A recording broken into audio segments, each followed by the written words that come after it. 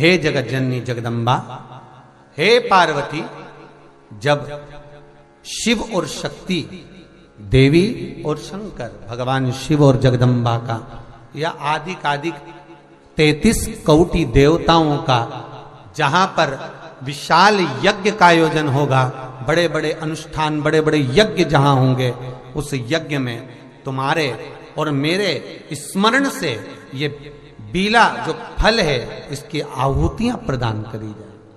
और साहुति को भी आप समझ लीजिएगा महाराज,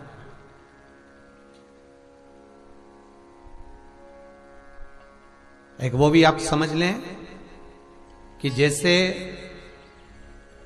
अष्टमी तिथि या नौमी तिथि किसी भी महीने की,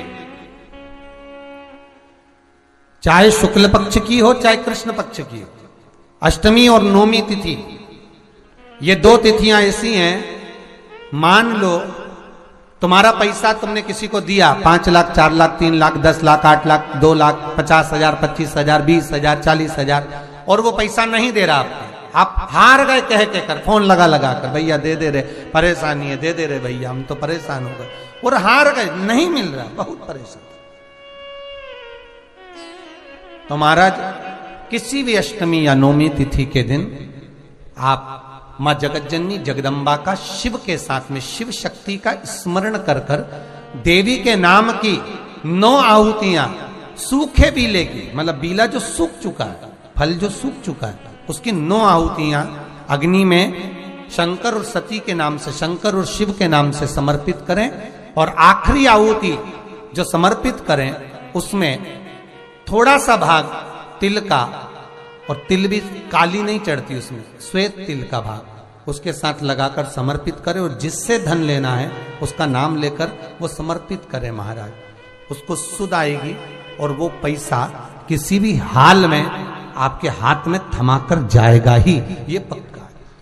उसकी आहुतियां, हे जगज्जननी, हे जगदम्बा, तेरा नेत्र बिंदु से जो प्रकट हुआ वृक्ष है बेलपत्र का, उस वृक्ष की एक एक जड़ हो, टहनी हो, डाली हो, फल हो, शूल हो, वो सब मुझे अंगीकार है, मुझे स्वीकार। काल भैरव भगवान का नाम उच्चारण करना, कैसा भी चर्म रोग हो, कैसी भी बीमारी शरीर की चमड़ी से जुड़ी हुई अगर हो गई है, काल भैरव भगवान का स्मरण फल देता। भैरव भगवान का नाम लेकर जल समर्पित कर कर, मां भैरवी का स्मरण कर कर, जल की धार का स्मरण, शिव शंकर, यह शिवलिंग है, यह जलाधारी है। जब जल चढ़ाएं, दक्षिण में खड़े होंगे, जहां पानी बहता है वो उत्तर में जाता है। शिव जी का जो पानी है वो बहकर कहां जाता है? उत्तर में। तो जहां से पानी बहता है उसके ठीक विपरीत में खड़े होकर, बैठकर आप शिव जी को यहां जल चढ़ाएं। ओम भैरवाय नमः, शिव भैरव का नाम लेकर जल समर्पित करें, मां भैरवी का नाम लेकर यहीं से जल की धार यहां चढ़े। जो जलाधारी है गोल चौकोर, जो भी जलाधारी आपके पास के मंदिर में, वहां भैरवी का, मां भैरवी का नाम लेकर, पहले बाबा का भैरव शिव का नाम लेकर यहां, और मां भैरवी का नाम लेकर यहां जल समर्पित करें। जो जल चढ़ता है उसी जल का प्रोक्षण अपने शरीर पर करें, या थोड़ा सा झेल कर लाकर उसको पूरे जहां जहां तकलीफ है पूरे शरीर में लगाना प्रारंभ करें। डॉक्टर की दवाई भी खाते रहें, इलाज भी कराते रहें, और साथ में ये बाबा भैरव का नाम भी लेते रहें, आराम लगेगा, होगा। शिव तत्व की प्राप्ति का सुख है। भगवान भैरवनाथ का स्मरण, लोग कहें कि कई लोग कहते हैं शंकर जी अलग हैं, भैरव अलग हैं, कोई कहता है शिव अलग हैं, भैरव अलग हैं, कोई कहता है जगज्जननी दुर्गा अलग है, भैरवी अलग। ना ना ना ना, ये व्यर्थ की बातों में आप मत पड़िए। शिव महापुराण, हमारी बात पर भरोसा नहीं तो शिव महापुराण की कथा लेकर आओ, गीता प्रेस गोरखपुर की, और शिव महापुराण की कथा को हिंदी में अपने घर में रहकर जब फुर्सत मिले तब पढ़ो, तो आपको ज्ञात हो जाएगा कि भैरव अलग नहीं है, शंकर का एक रूप काल भैरव के रूप में प्रकट हुआ है। शिव ही भैरव और भैरव ही शिव। हनुमान जी कौन है? शिव का।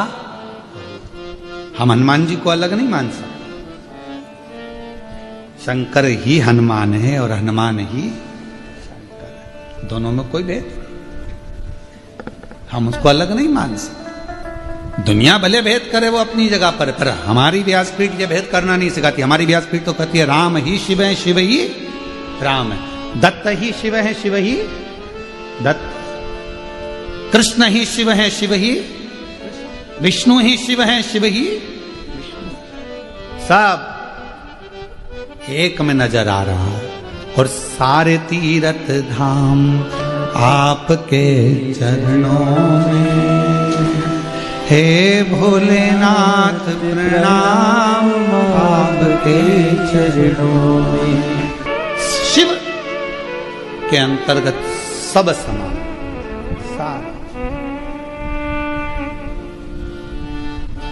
यहां शिव से अलग कुछ नहीं। जब ब्रह्मा जी झूठ बोल दिए, ये शिवलिंग में से निकली हुई वाणी असत्य है, तब मेरे देव अधिदेव महादेव भगवान शंकर ने अपना स्वयं, मेरे शिव जी ने अपने ही अंगुष्ठ भाग से, स्वयं अंगुष्ठ भाग से काल भैरव को प्रकट किया। जितना रुद्राक्ष में बल होता है, शिव जी का नयन अश्रु से प्रकट हुआ रुद्राक्ष, वैसा की वैसा ही बल काल भैरव में होता है, भैरव में होता है, बटुक भैरव में होता है, वैसा की वैसा। शमी के वृक्ष, बेलपत्र का वृक्ष, उसके नीचे की मिट्टी हो, उसके नीचे की रज हो, वो भी औषधि का कार्य करती है। जब किसी व्यक्ति को यूरिन से जुड़ी हुई प्रॉब्लम हो जाती है, उसको जब यूरिन से जुड़ा हुआ बहुत बड़ा रोग उत्पन्न हो जाता है, यूरिन नहीं आती है या यूरिन रुक जाती है या यूरिन उसकी निकलती ही नहीं, बाथरूम आती ही नहीं, उसको बहुत रुक रुक कर आती है या बाथरूम पूर्ण तरह से नहीं आती, तो उसको करा क्या जाता है, उसको जाओ शमी का वृक्ष, शमी के वृक्ष की नीचे की मिट्टी लाओ, शमी के वृक्ष की पत्ती लाओ, बाबा देवाधिदेव महादेव का अवधूतेश्वर नाम लेकर उसको अच्छा मिट्टी के साथ शमी की पत्ती को मल लो, थोड़ा गीला कर कर नाभि के नीचे उसको लगा लो।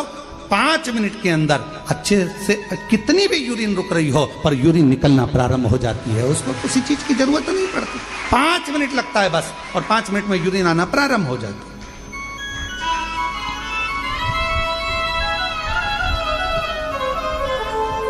उस शमी का वृक्ष, वो शमी का पौधा, वो शमी का वृक्ष कोई साधारण नहीं होता। कहने वाले कह दिए शमी का पौधा यहां मत लगाना, शमी का पौधा वहां मत लगाना, शमी का पौधा, बेलपत्री का पौधा यहां मत लगाना, बेलपत्री का पौधा वहां मत लगाना, बेलपत्र को यहां मत लगाना। अरे भाई, शमी का पौधा अगर तुम्हारे घर के अंदर है, शमी का छोटा सा पौधा यदि तुम्हारे घर के आंगन में है, शमी का छोटा सा पौधा या बेलपत्र का छोटा सा पौधा तुम्हारे यहाँ है, तुम्हारा घर का वास्तु दोष कितना भी बेकार हो, शमी का पौधा और बेलपत्र का पौधा सारे वास्तु को अच्छा कर देता है। एक शमी का पौधा, एक बेलपत्र का पौधा हमें सुख प्रदान कर देता है। एक पौधा।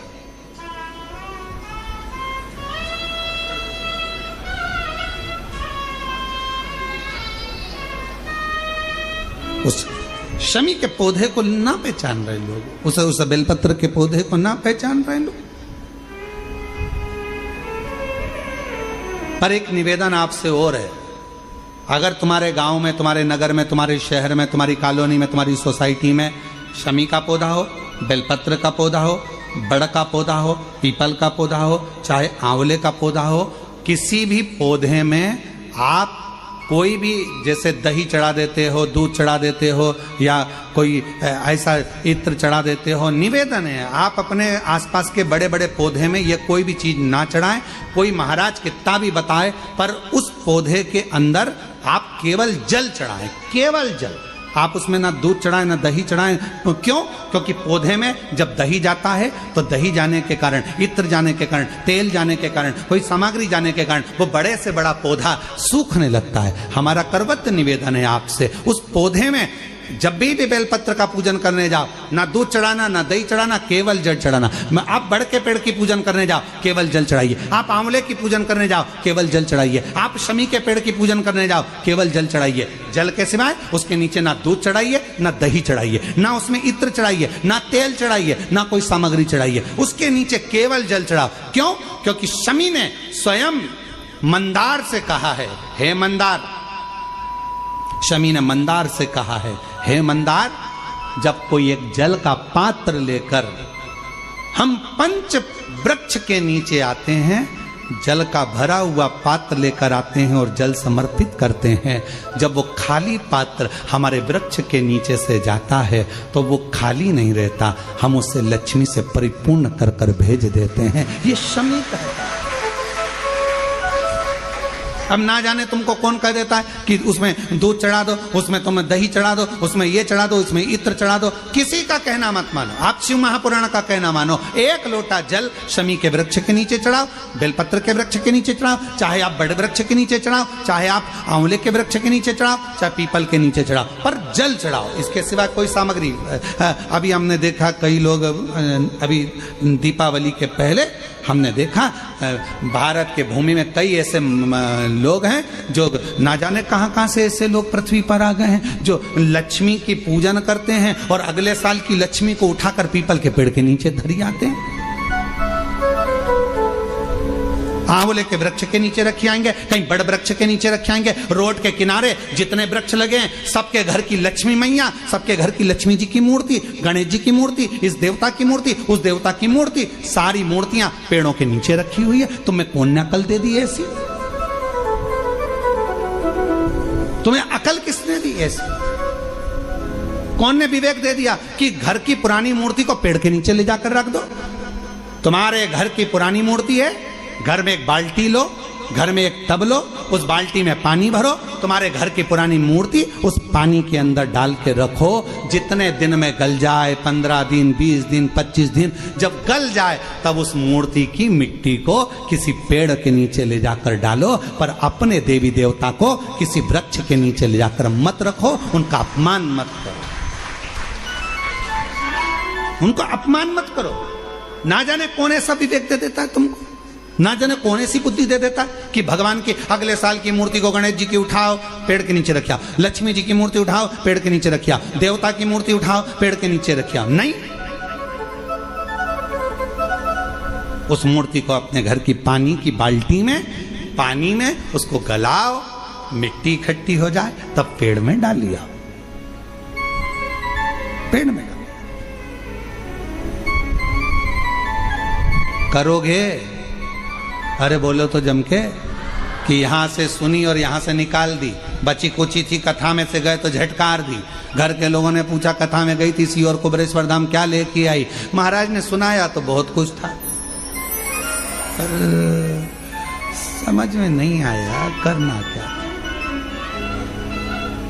समझो, हमारे देवता का अपमान हम क्यों करें? हमारे देवी देवता को लोग देखकर हंसते हैं। जब ड्राइवर गाड़ी चलाते हैं और पेड़ के किनारे पर जो मूर्तियां रखी रहती है, उनको तो मालूम ही नहीं है कि पेड़ के किनारे मूर्ति रखी है। उनने तो गाड़ी चलाते मुंह में गुटखा भरा हुआ है, तंबाकू भरा हुआ है, पिचकारी मार दी, वो तुम्हारे देवता पर गई। तुम्हारे बददुआ नहीं लगेगी? तुमको अपशब्द नहीं लगेगा? जरा विचार करिए। इसलिए पेड़ों के नीचे मूर्ति रखना बंद करिए, उस मूर्ति को घर में ही बाल्टी में गलाओ, मिट्टी तैयार करके वो पेड़ के नीचे चढ़ाओ, स्वीकार हो। हमारी बात का लोगों को बुरा जरूर लगेगा, लग जाए तो फिर भी, वैसे भी हमारी बात का बहुत बुरा लगता है, तो इस बात का भी अगर बुरा लगे तो मैं हाथ जोड़कर निवेदन करता हूं, क्षमा करिएगा।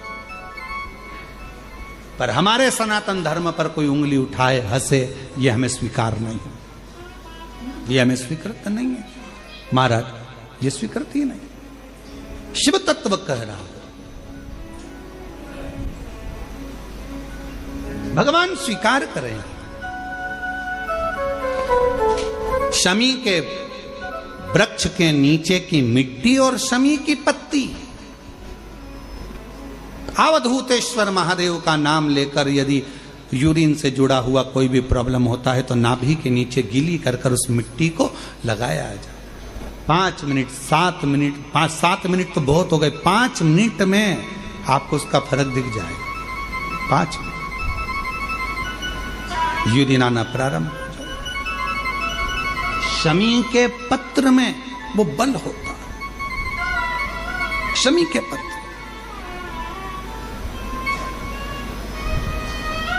हम कईयों से कहते हैं कि अगर आपको लग रहा है कि डॉक्टर बोल रहा है कि कोई बड़ी बीमारी हो रही है, कोई तकलीफ, आपके मन में भी आपको ऐसा लग रहा है कि कहीं मेरे को घुटने ना बदलाना पड़ जाए, कहीं मेरे को ये बीमारी ना हो जाए, आपको ऐसा महसूस हो रहा है, तो आप बेलपत्र के वृक्ष के नीचे थोड़ी देर बैठो,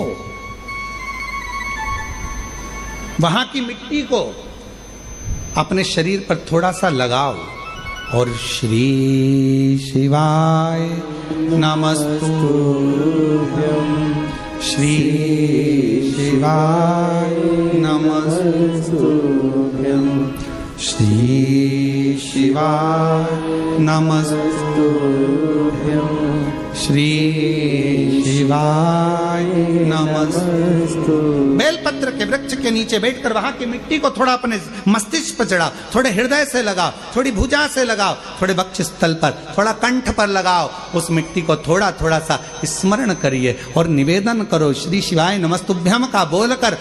खुद अपने आप अपनी बुद्धि से ही निकलना बंद हो जाएगा कि आपको ऐसा लग रहा था कि बीमारी होगी, घुटने बदलना पड़ेगा, ये करना पड़ेगा, अपने आप वो नेगेटिवता बाहर होगी और आप धीरे धीरे स्वस्थ होना प्रारंभ होंगे, धीरे धीरे स्वस्थ।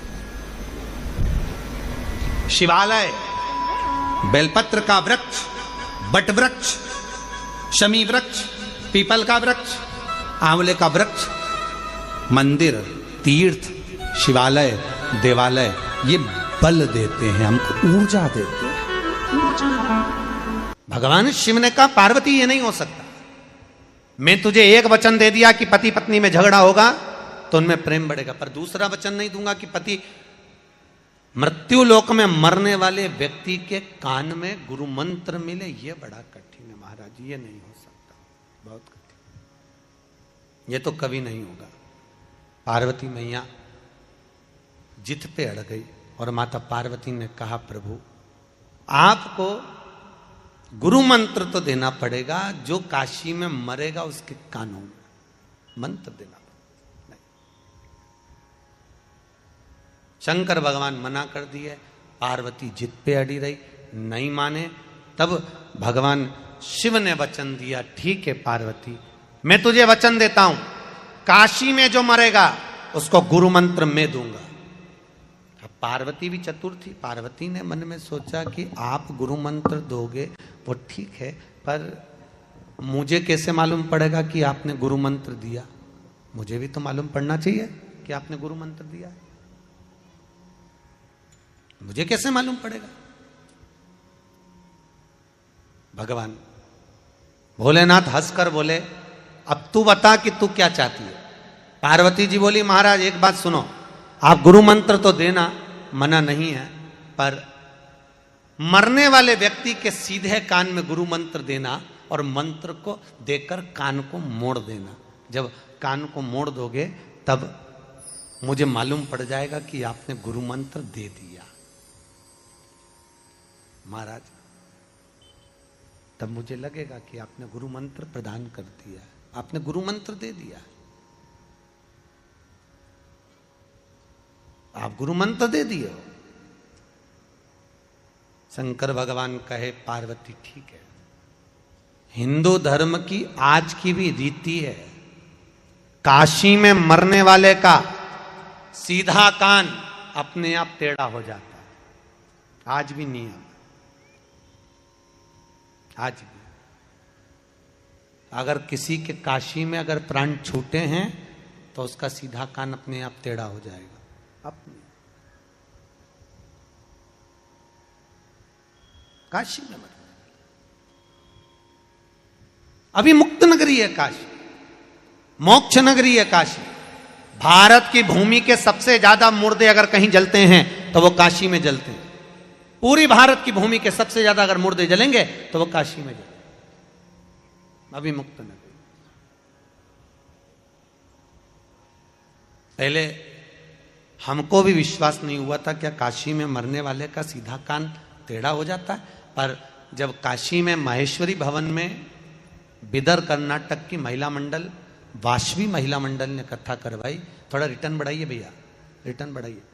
वाशवी महिला मंडल ने जब कथा कराई तब हम वहां पहुंचे तो मणिकर्णिका के घाट पर हमने जाकर बहुत सारे मुर्दों को देखा। तो हमने उनसे कहा भैया हमको यहां पर इनका मुख देखना है। मुख देखना है? हाँ। तो आपके कोई रिश्तेदार है क्या? अब हमने सोचा व्यक्ति मर तो गया है तो रिश्तेदारी है, ऊपर जाके तो सब एक संबंधी। हमने कहा हाँ भैया हमारे रिश्तेदार, रिश्तेदार है हाँ चले।